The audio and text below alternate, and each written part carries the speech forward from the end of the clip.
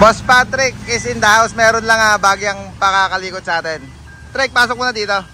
Sabay na natin kay Jacker. Si Jacker nag PPMS din ngayon. Change oil at check preno. Sir Enoch, yan, bisita natin from Batangas. Mga tropang ano rin to.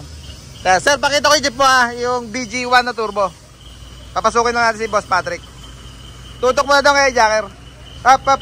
Sige, diretso lang, diretso lang. Diretso lang. Pinado. Kinis pa rin.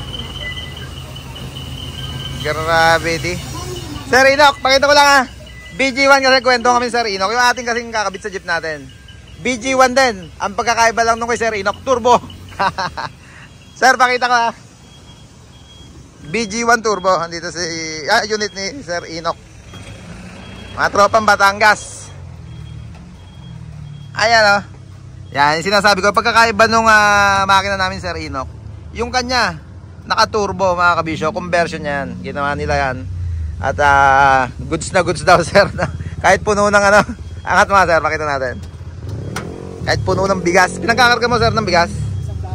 Isang tang sakong 25, 50? 25 kilo.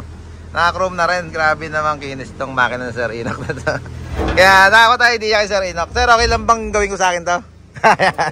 Tuturbo natin yung ating unit mga kabisyo. 13-seater naman yung atin. Ilang seater to sir? 10 ba to? 10-1. Kaya bali wala. Klaro, ito na. Klaro, so tingnan mo nga yung boost control ni Sir Enoch. Okay, amen. Iyan